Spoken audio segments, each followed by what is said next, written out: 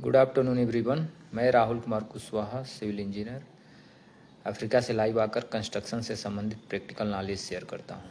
यदि आप लोग के पास कोई प्रश्न है तो आप लोग मेरे कमेंट बॉक्स में अवश्य पूछें, मैं उसका रिप्लाई करने का पूरा कोशिश करता हूं। मेरा लाइव आने का टाइम है 1:35, जबकि इंडिया में 5 बज चुका होता है। ये मैं डेली टाइम बताता हूँ ताकि आप लोग मेरे लाइव में जुड़ सकें और अपने प्रश्नों को पूछ सकें।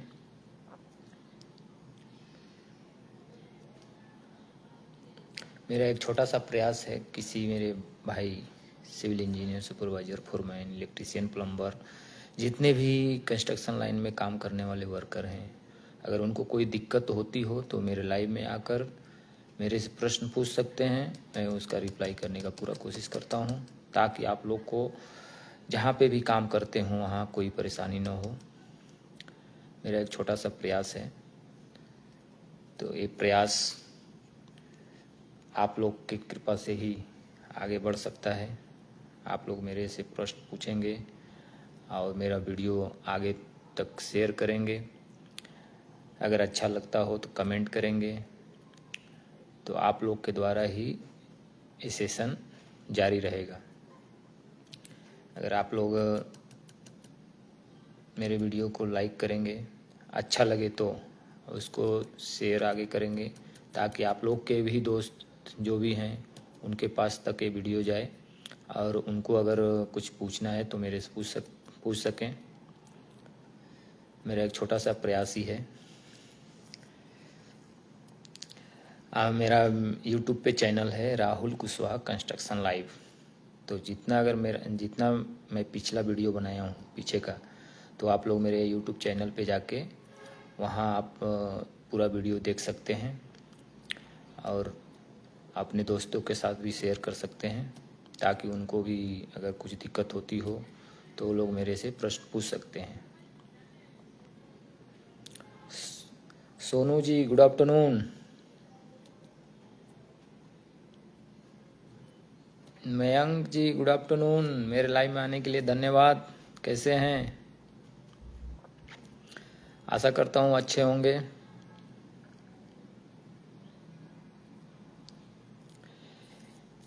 एक मेरे भाई का सवाल था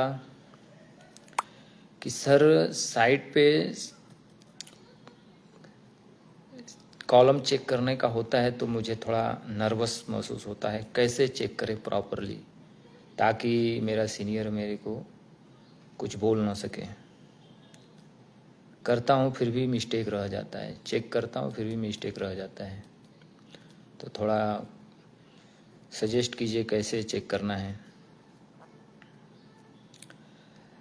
तो भाई मैं आपको बताना चाहता हूँ और आपके माध्यम से जितने सिविल इंजीनियर, सुपरवाइज़र, फोरमैन जो शटरिंग करते हैं, शटरिंग कारपेंटर, वो भी अपने कारपेंटर से काम कराने के बाद चेक करते हैं, तो उनको मैं आपके माध्यम से उन सभी को बताना चाहता हूँ कैसे कॉलम को चेक किया जाता है, क्या क्या सावधानियाँ बरतनी पड़ती है, चेक करने से क्या, कैसे कॉलम परफेक्ट, कोई भी आई चेक करे तो परफेक्ट ही निकले। ये सब के बारे में डिटेल में चर्चा करके आपको बताना चाहता हूँ। और आपके जितने भी भाई हैं, अगर ये मेरा वीडियो देख रहे हैं, चाहे आपके दोस्त, अगर आपको अच्छा लगेगा तो आप शेयर कर सकते हैं ताकि उन लोगों को भी भविष्य में कॉलम चेक करने में कोई दिक्कत ना हो। ठीक है, तो सबसे पहले मैं बताना चाहता हूँ कि अगर आप कॉलम चेक करने जाते हैं तो पहला नंबर वहाँ पे आपके साथी बोल सकते हैं, जबकि आपके पास वो काम करते हैं तो साथी भी बोल सकते हैं। तो जैसे कारपेंटर का फोरमैन होते हैं, शटरिंग कारपेंटर का मिस्त्री होते हैं, तो उन लोगों को लेकर ही आप पहले कॉलम चेक करने जाएं। ये नहीं कि आप गए आज चेक करके आ गए तो मिस्टेक रहेगा ही रहेगा, क्योंकि कॉलम चेक करने के साथ साथ ऑन द स्पॉट उसको रेक्टिफाई भी करवाना है। ये नहीं कि फिर से गए, एक बार चेक करके आ गए, फिर मिस्टेक हुआ, दूसरा बार गए, तो इस तरह से क्या होता है, टाइम वेस्ट होता है। आपका तो टाइम वेस्ट होगा ही होगा, अभी दूसरा जो चेकिंग करने के लिए आएगा उसका भी टाइम वेस्ट होगा। ठीक है, तो उसके लिए आपको पहले कारपेंटर के मिस्त्री या कारपेंटर का फोरमैन है उसके साथ जगह पे जाएं जहाँ पे कॉलम शटरिंग हुआ है, ठीक है। शटरिंग उनके पास जाए। शटरिंग क्यों किया जाता है, क्या क्या चेक किया जाता है, ये सब तो आपको पहले से मालूम हो ही गया होगा कि शटरिंग क्यों किया जाता है। शटरिंग नहीं करेंगे तो कॉलम कैसे खड़ा करेंगे, तो ये सब तो आप अगर काम कर रहे हैं तो आपको मालूम ही हो गया होगा कि शटरिंग क्यों किया जाता है, किसका किसका शटरिंग किया जाता है। तो ऑलमोस्ट साइड पे तो कुछ भी कंक्रीट डालने से पहले हर एक पार्टीशियन, हर एक पार्ट का शटरिंग अगर कंक्रीट डालना है तो करना ही पड़ता है, ठीक है। तो आपको सबसे पहले क्या चेक करना है, कॉलम, लाइन और पोजीशन। जैसे आप गए, मान लीजिए किसी बिल्डिंग में कॉलम चेक करना है तो पहले नंबर तो कॉलम करने से पहले स्टार्टर होता है। तो स्टार्टर तो आप अगर आई होप पहले स्टार्टर ही भरते हैं, पहले तो डायरेक्ट कॉलम भरेंगे नहीं, कहीं कहीं डायरेक्ट कॉलम भी भरा जाता है। तो अगर कॉलम का ही डायरेक्ट चेक करना है, स्टार्टर नहीं करते हैं आप लोग, अगर डायरेक्ट कॉलम ही चेक करते हैं तो उसके लिए भी है, पहले उसका पोजीशनिंग चेक करें। वो एल्स कौन सा, वो जैसे वर्टिकल में है कि हॉरिजॉन्टल में है। जैसे बिल्डिंग में 2-3 टाइप शेप में भी कॉलम होता है। जैसे आप इधर से गए तो आपको वर्टिकल दिखेगा सीधा, ठीक, और कोई कोई कॉलम ऐसे भी दिखेगा। जैसे मान लीजिए 200 बाई 1200 का कॉलम है, चाहे 300 बाई 1200 का, तो आपको कोई कोई कॉलम आपको 300 सामने से दिखेगा, कोई कोई कॉलम आपको 1200 सामने से दिखेगा, ठीक है। तो पहले पोजीशनिंग चेक करें, ड्राइंग के अकॉर्डिंग है कि नहीं है। सबसे पहले ये चेक करना है आपको, कॉलम का पोजीशन बराबर है कि नहीं है, ठीक है। सेकंड, कॉलम का साइज चेक करना है। कॉलम ड्राइंग में मान लीजिए 300 बाई 1200 है, तो जो शटरिंग हुआ है वो 300 बाई 1200 का हुआ है कि नहीं हुआ है, वो तो अंदाज देख के भी मालूम पड़ जाएगा। शटरिंग के ऊपर से भी आप चेक कर सकते हैं 300 बाई 1200 के अकॉर्डिंग हुआ है कि नहीं हुआ है, ठीक है। फिर वर्टिकल चेक करना है तो प्लम्बम, जैसे कलम मान लीजिए आप 2 साइज चेक कर लिए अपना, एक उसका लाइन अलाइनमेंट देख लिए ड्राइंग के अकॉर्डिंग है कि नहीं है, साइज देख लिए। फिर उसको वो लंबा में है कि नहीं है, मतलब स्ट्रेट में खड़ा है कि नहीं, कॉलम क्योंकि कॉलम स्ट्रेट में ही खड़ा करना है, तो उसके लिए स्ट्रेट में है कि नहीं है। तो प्लम्बम जो साहुल बोलते हैं, साहुल से चेक किया जाता है, ठीक है। तो उससे कारपेंटर से लगा के चेक किया जाता है, तो वो बात आपको ध्यान में रखना है, ठीक है। अगर मान लीजिए आप प्लम्बम से चेक कर रहे हैं, अगर कॉलम कभी कभी बेंड टिल्ट हो जाता है, तो टिल्ट होता है तो उसको ठीक करने के लिए आपको जो MS प्रॉप्स से आप सपोर्ट लगाएं, उसको ढीला या टाइट ऐसा करना पड़ता है। एक साइड का ढीला करेंगे, दूसरे साइड का टाइट करेंगे, तो अपने पोजीशनिंग में आ जाता है स्क्वायर में, ठीक है। स्क्वायर में या रेक्टेंगल में, अगर मान लीजिए अगर 600 बाई 600 का कॉलम में तो अपना स्क्वायर हो गया, अगर 600 बाई 1200 का है तो हो गया रेक्टेंगल, ठीक है। तो वो सब पोजीशन चेक करना है। फिर शटरिंग का जॉइंट, आप अगर शटरिंग किए हैं, हो सकता है आपके साइड पे कॉलम का फलका जो है वो पुराना भी हो सकता है। कोई ज़रूरी नहीं है कि नया नया प्लाई मिलेगा, चाहे नया नया MS का जो है वो नया ही हो, टूटा फटा भी रह सकता है, प्लाई पुराना भी हो सकता है, रह सकता है। तो जो ज्वाइंट बराबर बैठ रहा है कि नहीं है, जैसे MS का अगर फलका है तो बार बार उसको यूज करने से क्या होता है, थोड़ा फैल जाता है, तो वो उसको सीधा करके परफेक्ट ज्वाइंट बैठाना है। अगर प्लाई से कर रहे हैं तो प्लाई में कहीं गाबड़ा नहीं होना चाहिए, गाबड़ा बोले तो होल नहीं होना चाहिए, उसको परफेक्ट वो करना है, ठीक है। सपोर्ट और ब्रेसिंग ये भी चेक करना है, जैसे जो सपोर्ट लगाए हैं और ब्रेसिंग जो दिए हैं, अभी मान लीजिए 3 मीटर का कॉलम है तो 3 मीटर में कितना जगह हॉरिजॉन्टल सपोर्ट लगाए हैं, कितने जगह वर्टिकल सपोर्ट लगाए हैं, इस सब पे भी ध्यान रखना है, ठीक है।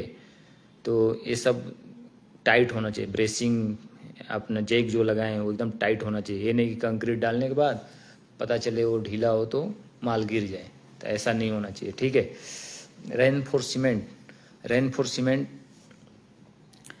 अभी ये तो शटरिंग चेक कर लिया, रेनफोर्समेंट भी चेक करना है, क्योंकि रेनफोर्समेंट होने के बाद ही कॉलम का शटरिंग किया जाता है। तो रेनफोर्समेंट भी आपको चेक करना है। रेनफोर्समेंट में जो सलिया है वो कितना डाया का है, ठीक है। अभी मान लीजिए 16 का 4 सलिया है और 2 12 का है, तो 300 बाई 1200 का कॉलम है, तो क्या करेंगे आप,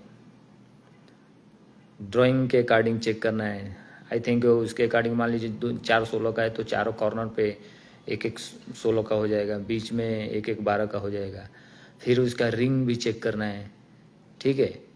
तो ये सब ध्यान रखना है। और शटरिंग चेक करने जाएं तो सेंटर लाइन ड्राइंग आपके हाथ में होना चाहिए, स्ट्रक्चर ड्राइंग जैसे जो जिसमें सलिया का डिटेल हो, वो दोनों ड्राइंग आपके साथ होना चाहिए, ठीक है। ताकि स्ट्रक्चर ड्राइंग से आप स्टील के बारे में कॉलम शेड्यूल होना चाहिए। अगर स्ट्रक्चर ड्राइंग का शेड्यूल भी रहता है, कॉलम का शेड्यूल का अलग भी ड्राइंग रहता है। नहीं अगर आपको मिलता होगा तो आप उसका मेन जो ड्राइंग होता है उसके नीचे कॉलम का शेड्यूल दिया रहता है, तो वहाँ से आप फ़ोटो खींच सकते हैं या उसको प्रिंट आउट A4 पे ले सकते हैं कॉलम चेक करने के लिए। जिस कॉलम को चेक करने जाना है पहले आपको स्टडी ऑफिस में ही कर लेना है कि एक कॉलम का आज कास्टिंग होगा, तो इसको चेक करने से पहले भरने से पहले चेक करना है। तो पहले स्टडी करना है कितना MQ उसमें माल जाएगा, वो MQ भी आपको ही निकालना है, ठीक है। तो ये सब प्रिपरेशन पहले कॉलम शटरिंग से पहले भी करके आप जा सकते हैं, ठीक है। तो ये सब सावधानियां हैं। और उसके बाद लेवल चेक करें। लेवल बोले तो अभी सब तो चेक कर लिए, लेवल किसे बोलते हैं, लेवल ये भी जानकारी होना चाहिए। जैसे मान लीजिए 3 मीटर पे आपका स्लैब है, आपका बीम 600 का है, चाहे 450 का है, चाहे 300, जो भी मतलब ड्राइंग में दिया हो, तो आपको कहाँ तक कॉलम लेके जाना है। ये नहीं कि 3 मीटर भर दें फिर बीम का सलिया आएगा, कॉलम में अपना स्लैब का सलिया आएगा तो आपको एल डालने में दिक्कत हो। तो लेवल बीम और कॉलम स्लैब को ध्यान में रखते हुए ड्राइंग के अकॉर्डिंग कॉलम का हाइट यानी टॉप लेवल चेक करना पड़ेगा, ठीक है। तो ये सब आपको ध्यान में रखना है, ठीक है। फिर ये सब करने के बाद आपको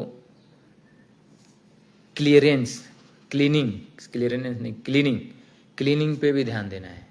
अब ये नहीं कि अब शटरिंग हो गया, सलिया पूरा डाल दिए और अंदर देखे तो उसमें डेब्रिस है, मट्टी है, जो अपना शटरिंग का टुकड़ा उकड़ा उसमें है, ये सब नहीं होना चाहिए। ये सब पहले जब स्टार्टर भरते हैं तो उस स्टार्टर भरने के बाद ये सब साफ जगह वहाँ की जगह पूरा क्लियर करवा देना है आपको, ठीक है। पूरा क्लियर करवा के फिर फलका लगवाना है कॉलम का, ठीक है। तो cleaning is the most important of the building line. तो क्लीनिंग पे ज़्यादा ध्यान देना है, ठीक है। क्योंकि अगर क्लीनिंग नहीं रहेगा, उसमें अपना कॉलम में अगर वुडन का टुकड़ा आ गया तो उसमें क्या होता है, गैप हो जाता है, एयर वाइड्स जिसको बोलते हैं। एयर वाइड्स आएगा ना तो कॉलम कमज़ोर हो जाता है, क्योंकि ये वुडन मट्टी सब स्ट्रेंथ को, कंप्रेसिव स्ट्रेंथ को कम करते हैं, ठीक है। तो ये सब ध्यान में रखना है। सबसे मोस्ट इम्पॉर्टेंट लास्ट वाला पॉइंट है मेरा, cover very most important of the building line for the structure, column, beam, slab and footing. ये सब के लिए most important, very most important cover देखना है, ठीक है। क्योंकि कवर नहीं अगर देखेंगे आप, शटरिंग से जो रेनफोर्समेंट बांधे हैं वो शटरिंग से टच हो जाएगा, तो जब कंक्रीटिंग हो जाएगा, जब पोरिंग आप कर देंगे फिर शटरिंग खोलेंगे तो सलिया दिखेगा, और सलिया जो दिखेगा वो बाद में जंग खा जाएगा। तो स्ट्रक्चर का मेन हड्डी, एक जैसे इंसान के शरीर में मजबूती के लिए हड्डी होता है ना, वैसे बिल्डिंग लाइन में नहीं, जैसे बिल्डिंग में अगर सलिया है तो हड्डी बोन का काम करती है, ठीक है।